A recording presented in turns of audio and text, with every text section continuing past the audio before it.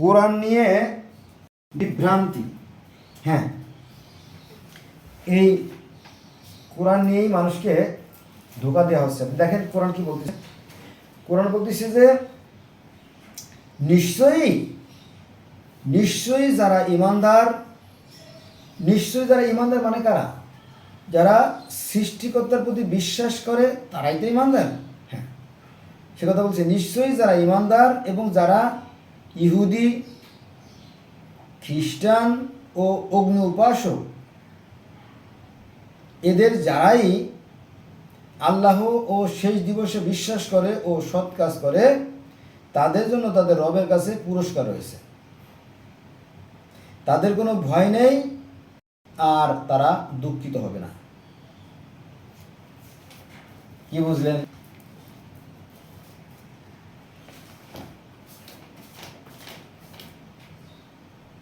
এটা আছে সূরা আল বাকারার ৬২ নম্বর আয়াতে। দেখেন,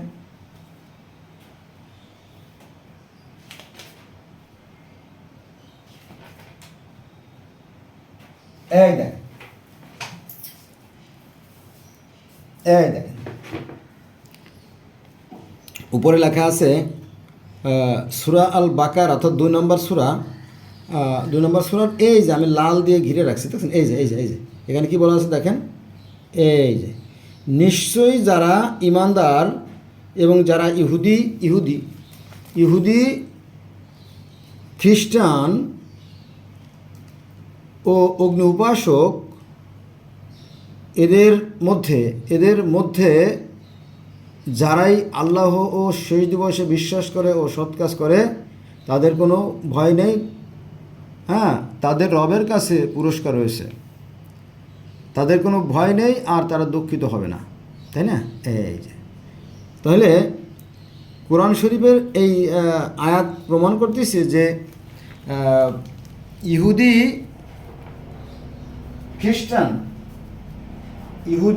খ্রিস্টান আর ওই যে পার্সি ধর্মে যারা অগ্নি উপাসনা করে, তারা হিন্দুরাও তো অগ্নি উপাসনা করে, তাহলে সবাই জান্নাতে যাচ্ছে। তাই না? আমি তো আপনাদের দেখালাম যে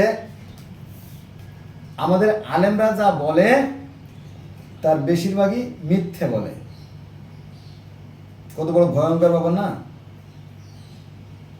এই বইটা তো বড়, এই জন্য আমি ছোট বই বের করি। আমাকে 2টে গীতা আছে, 3টে আছে, এই যে 3টে আছে। আবার কাসা সালাম্বি আছে না, এই কাসা সালাম্বিরও 3টে কিতাব আমার কাছে আছে আর কি। আমি সত্যকে জানার চেষ্টা করি। হ্যাঁ, কারো পাশায় বাস দেওয়া আমার উদ্দেশ্য না। কোথায় গেল নবম অধ্যায়? আমি এর আগের ভিডিওতে দেখাইছি, তারপরে এখনো দেখাচ্ছি যে ঈশ্বরের রূপ এক।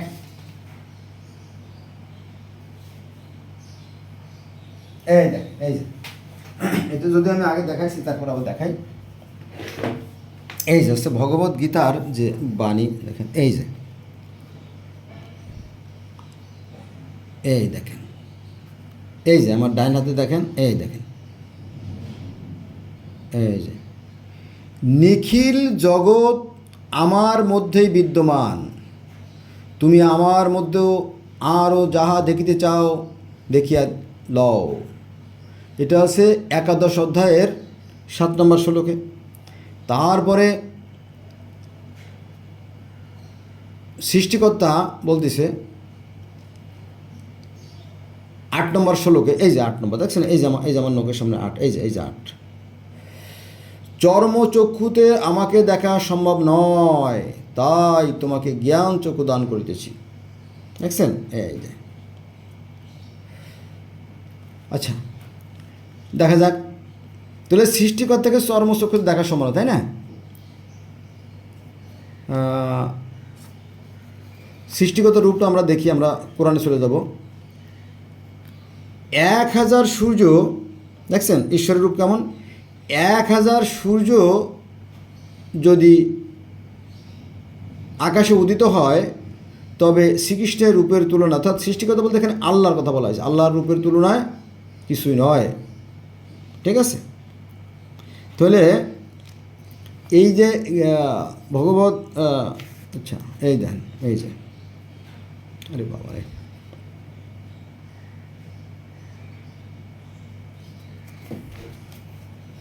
তাহলে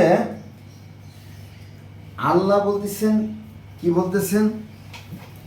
আল্লাহ বলতেছেন যে সৃষ্টিকর্তা জ্যোতিময়। আচ্ছা, আমি এটাও দেখাই আপনাদের। 24 নম্বর সূরা নূরের 25 নম্বর আয়াত, 24 নম্বর সূরা নূরের 35 নম্বর আয়াত। এই পাশে এই দেখেন আল্লাহ রূপ। তাহলে বেদে বলতেছে যে আল্লাহ রূপ হচ্ছে জ্যোতিময়, তাই না? তাহলে আমরা কোরআন থেকেও দেখি আল্লাহ রূপ জ্যোতিময় না কিনা। এই যে দেখেন, এই যে এটা হচ্ছে উপরে দেখছেন 24 নম্বর সূরা, 24 নম্বর সূরা নূরের 35 নম্বর আয়াত। এই যে আমার এই যে অ্যারো দিয়েছে, এই যে অ্যারো দেওয়া দেখছেন, এই যে এটা হচ্ছে 35 নম্বর আয়াতটা। এখানে কি বলা আছে দেখেন, এখানে আল্লাহর রূপটা আমাদের জানা দরকার না? আচ্ছা দেখেন, স্ক্রিনশট দিয়ে পড়তে পারেন আপনারা। এই যে এখানে বলা আছে যে অর্থাৎ 24 নম্বর সূরা নূরের 25 নম্বর আয়াতে আল্লাহ বলতেছেন যে আল্লাহই আকাশ ও পৃথিবীর জ্যোতি, তার জ্যোতির উপমা মানে কি উদাহরণ আর কি, উপমাটা নিয়ে আলোচনা করবো একটু পরে।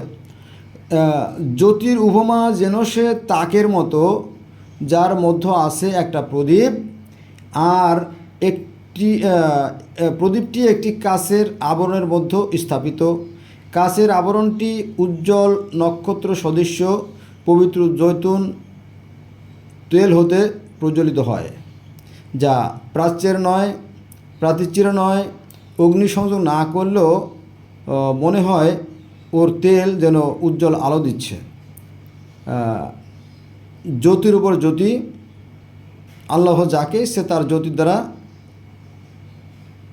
জ্যোতির দিকে পথ নির্দেশ করেন। আল্লাহ মানুষের জন্য উপমা দিয়ে থাকেন এবং আল্লাহ সর্ববিষয় সর্বজ্ঞ। এই যে শেষ। ঠিক আছে? তো এই যে উপমা উদাহরণ না, এই দেখেন, মনে করেন যে এটা হচ্ছে ঈশ্বরের রূপ। এই যে দেখছেন, এই আলোটা মনে করেন যে সৃষ্টিকর্তার রূপ, তাই না? এখন কথা হচ্ছে এই আলোটা যদি আমরা বন্ধ করি তাহলে কি হবে? এই দেখেন, দেখা যায় কিছু? দেখা যায় কিছু? দেখা যায় না। এই শেষ। আবার যখন আলো আসলো, এই দেখেন, তো এই তো ওই কথা তো একই, যে মিতের মা সেই মা হিসাব। এক লোকে বলতেছিল, ও দেখো জগৎ জুড়ে একসাথেতে হয় উজালা। দেখো জগৎ জুড়ে একসাথেতে হয় উজালা, তাই না? তাহলে আমরা দেখলাম যে কোরআনে যে সৃষ্টিকর্তা তিনিও জ্যোতিময়। ভগবত গীতার 11 অধ্যায়ের 12 নম্বর শ্লোকে সেখানেও ঈশ্বর জ্যোতিময়। তারপরে মিশরীয় পুরাণের যে মিশরীয় ফারাও রাজা যারা, তারা যে সৃষ্টিকর্তার প্রার্থনা করত রা, সেই রাও সহস্র সূর্যের ন্যায় জ্যোতিময়। তারপরে বাইবেলের যে মোজেস মুসা, যাই বলেন, মোজেস মুসা, আর এখানে আসছে কৃষ্ণ, একই কাহিনী, একই ব্যক্তি। I can challenge with you. I want to say that there is no difference. Krishna and Musa, same to same. Both are same. এই যে মুসা এবং কৃষ্ণ একই ব্যক্তি। মুসা আলাইহিস সালামের সাথে আল্লাহর দেখা হয়েছিল তুর পাহাড়ে বা তোয়া পর্বত বা সিনাই পর্বতে, সে কথাটা বাইবেলে আছে। আর বেদে আছে যে গোবর্ধন পর্বতের পর তার সাথে দেখা হয়েছিল। ঠিক আছে? আর এই পাহাড়ে আল্লাহ যে ঘোরেন, এই কথা আছে। মনে করেন যে আমি যেহেতু জগতের বিভিন্ন ধরনের ছাত্র, তো পৃথিবীর সর্বপ্রাচীনতম যে গ্রন্থ, তাই না, এই যে বেদ, এখানে ঈশ্বর সহস্র সূর্যের ন্যায় জ্যোতিময়। এটা হচ্ছে পৃথিবীর সর্বপ্রাচীনতম গ্রন্থের একটা। তো আমার কাছে অনেকে প্রশ্ন করেন যে ভাই বন্ধু, আমার কথা কিন্তু ঘুরে যাচ্ছে, মাইন্ড করে না, অনেক কথা তো, এই জন্য ওই খইয়ের মতো কথা ফুটে দেয়। তো ওই খই দেখবেন, ওই ধানের খই আঁকা বাঁকা হয়ে যায় না, মসৃণ থাকে না, আমার কথাও সেমনি আঁকা বাঁকা হয়ে যায়, মসৃণ থাকে না। তো বেদ বলতেছে ঈশ্বর সহস্র সূর্যের ন্যায় জ্যোতিময়, তাই না? আচ্ছা, বাইবেলও বলতেছে জ্যোতিময়, কোরআনেরও 24 নম্বর সুরার প্রতিসমাতে বলা হয়েছে জ্যোতিময়, তাই তো?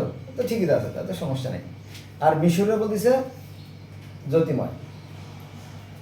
আবার গিলগামেশে যখন আমরা যাই, গিলগামেশ মানে গোটা পৃথিবীর সর্বপ্রথম লিখিত গ্রন্থ গিলগামেশ, সেখানে ঈশ্বর জ্যোতিময়। এবং তার নির্দেশে শামাস মানে কি জানেন? সূর্য।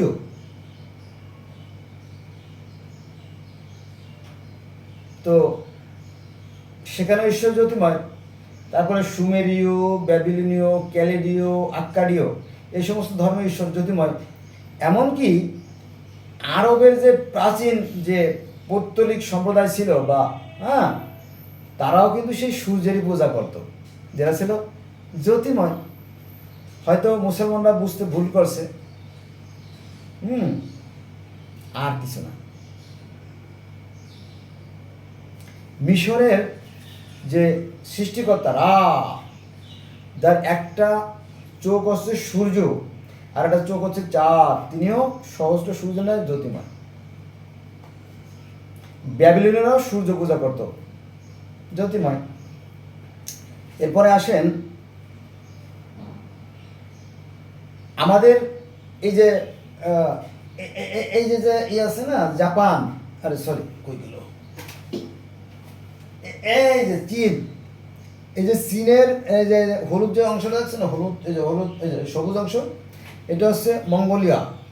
তো এই মঙ্গোলিয়ায় যে জন্ম নিয়েছিল হালাকু খান, যিনি 4 কোটি লোককে হত্যা করেছিল, তিনিও বলতো ঈশ্বর জ্যোতিময়। তবে মঙ্গোলীয় ভাষায় ঈশ্বরকে বলা হয় কি জানেন? টেংরি টেংরি টেংরি টেংরি টেংরি মানে সেই ঈশ্বর জ্যোতিময়। আবার যদি আমরা এসে দেখি, এই যে আপনার মধ্যপ্রাচ্য, ঘাড়ে ব্যথা তো, এই দেখেন, এই যে France, Germany, Greenland, Ireland, Norway, এই সমস্ত অঞ্চলের লোকেরা বলে কি জানেন? মিত্রা বরুণ।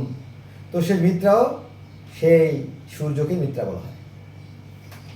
আবার যদি আমরা এসে চলে যাই, ওই যে ফিলিস্তিন, জর্দান, লেবানন, সিরিয়া, জেরুজালেম, সেখানে ঈশ্বরের রূপ জ্যোতিময়। আজ থেকে ফ্রম টুডে 7,000 ইয়ার্স এগো, আজ থেকে 7,000 বছর আগে, আজ থেকে 7,000 বছর আগেও কিন্তু এই জেরুজালেমের এখানে মানুষের বসবাস ছিল, এবং তারাও সেই এক সৃষ্টিকর্তার মানত। তাকে বলা হয় কি জানেন? সালাম,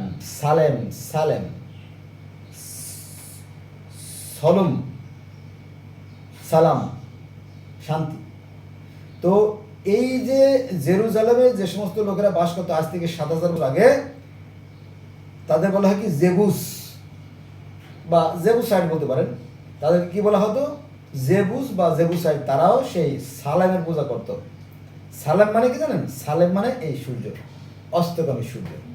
তাহলে কোরআনে যা বলতেছে, তো এই একই কথা তো শত শত ধর্মে আছে, কিন্তু আপনি তো সেটা জানেন না রে ভাই। তো এইটি নিয়ে কেন ঝামেলা করেন, কেন অশান্তি সৃষ্টি করেন? আপনি জানেন যে কত বদনাম মুসলমানদের? আমার কষ্ট হয় যে একটা জাতি তিলে তিলে ধ্বংস হয়ে যাচ্ছে লোভের কারণে। আরে বাবা, পৃথিবীর চেয়ে সুন্দর আর জায়গা কোথায় আছে? কবি বলেন, আকাশ ভরা সূর্য তারা, বিশ্ব ভরা প্রাণ, বিস্ময় তাই জাগে আমার গান। পৃথিবীটা অনেক সুন্দর, পৃথিবীটা নিঃসন্দেহে অনেক সুন্দর। কারণ কি জানেন, এই পৃথিবীতে 87 লক্ষ প্রজাতির প্রাণী আছে। আপনি দেখেন, এই যে আলাস্কা, এই আলাস্কায় স্যামন ফিশ আছে যা পৃথিবীর কোথাও নাই। বাংলাদেশে মায়ানমারে ইলিশ মাছ আছে যা পৃথিবীর অন্য কোথাও নাই। তারপরে অস্ট্রেলিয়াতে ক্যাঙ্গারু আছে যা পৃথিবীর অন্য কোথাও নাই। আবার এই যে অ্যামাজন জঙ্গলে অ্যানাকন্ডা সাপ আছে যা পৃথিবীর অন্য কোথাও নাই, তাই না? তাহলে সৃষ্টিকর্তা এক এক জায়গায় এক এক ধরনের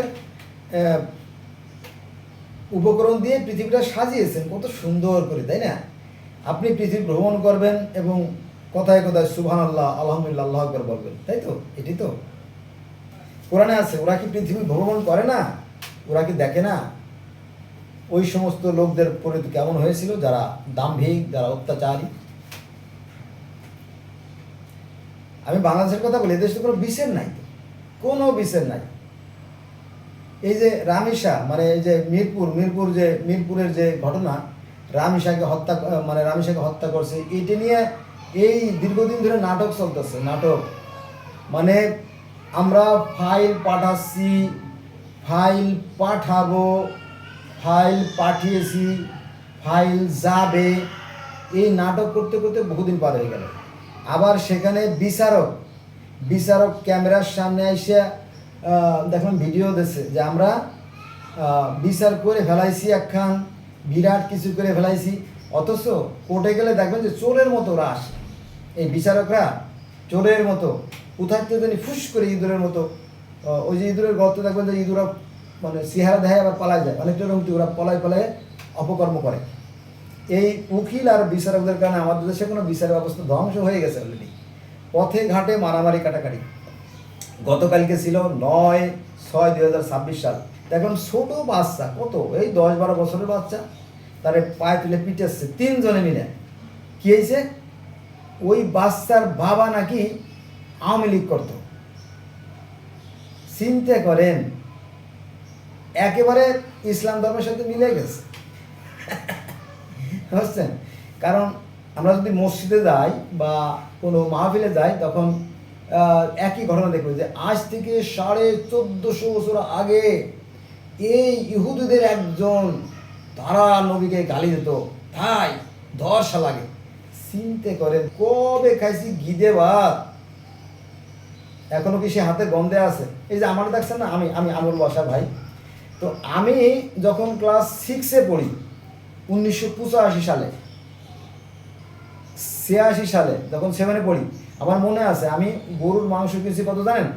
মাত্র 30 টাকা দিয়ে, মাত্র 40 টাকা দিয়ে গরুর মাংস কিনছি, আমার মনে আছে। মজি হলো মজি কষাই, আর তার ভাইয়ের নাম কি জানি,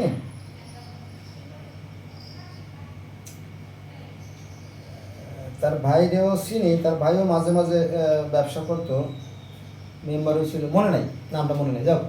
তো মনে আছে। তো এখন গরুর মাংসের কেজি কত? 800 টাকা করে। আমি যদি এখন 40 টাকা বা 100 টাকাও দেয়, আমার কি দেবে? বলে সেই কবে কার সাথে কার ঝগড়া হয়েছিল, এটার বিচার তো করবে আল্লাহ, তাই না? এখন আমরা কি করতেছি সেটা হচ্ছে মূল প্রতিবদ্ধ বিষয়, তাই না? কিন্তু সেগুলো বাদ দিয়া এই মসজিদে গেলে, এই বা মাদ্রাসায় গেলে কিংবা ওয়াজ মাহফিলে গেলে ওদেরকে প্রথমে মগজ ধুলাই দেওয়া হয়। ওই যে গান শুনছেন না, নারী জাতি ভোগের পণ্য ঢুকাই দেশে মগজে, যতই করো ঘষা মাজা যায় না মুসা সহজে। নারী জাতি ভোগের পণ্য ঢুকাই দেশে মগজে, যতই করো ঘষা মাজা যায় না মুসা সহজে। এই ধর্মজীবীরা, এই ভণ্ডের দলেরা কি করছে জানেন? এই ভণ্ডরা মাথার মধ্যে পোকা ঢোকাইতেছে। এখন এই পোকা তো বের করা যাচ্ছে না। ওই যে ফেরাউনের মাথার মধ্যে যেমন মশা ঢুকে গেছিল আর তারা ঘুরে ঘুরে খাচ্ছিল, সেরকম এই মুসলমানরা ধ্বংস হয়ে যাচ্ছে, নিজেরা ধ্বংস হয়ে যাচ্ছে। ঠিক আছে, কিন্তু বিদেশিরা কিন্তু এর শিখায় না। যেমন বিজ্ঞানীরা বলে যে নারী হচ্ছে সৃষ্টিকর্তার একটা সর্বশ্রেষ্ঠ নিয়ামক পুরুষের জীবনে। আবার আমাদের এই বাংলাদেশের যে জাতীয় কবি কাজী নজরুল ইসলাম উনি বলছেন যে, ওগো নারী তুমি শ্রেষ্ঠ অবনীর, গোলাপে গঠিত ভরা ভিতর ও বাহির, সবিস্ময়ে বার বার তাই মনে হয়, তুমি তো গোলাপ ছাড়া অন্য কিছু নয়। সৃষ্টিকর্তা নারীকে সৃষ্টি করছেন পুরুষের মনোরঞ্জনের জন্য, আর নারীর মনোরঞ্জন করে পুরুষ, তাই তো? এরকম তো ব্যাপারটা পরস্পর, একটা হচ্ছে লোহা, একটা হচ্ছে লোহা, আর একটা হচ্ছে চুম্বক। দেখেন কত মজা, লোহা চুম্বকরে আকর্ষণ করবে, এই তো এটাই তো নিয়ম।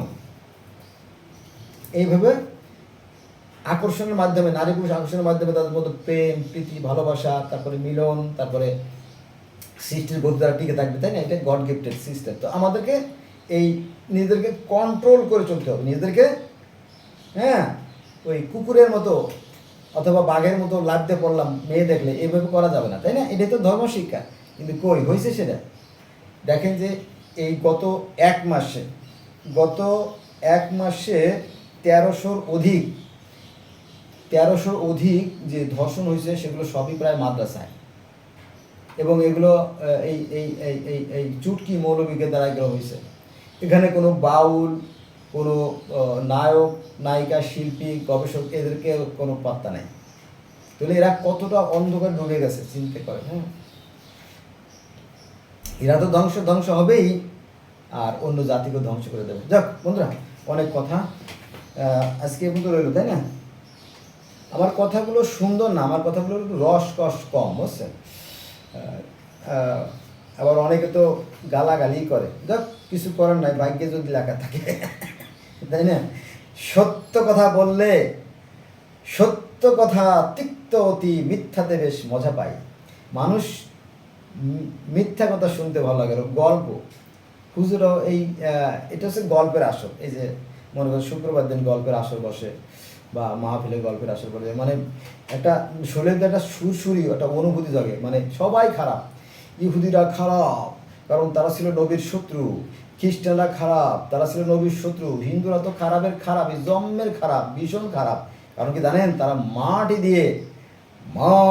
দিয়ে তারা মূর্তি গড়ে, এটা শিরক।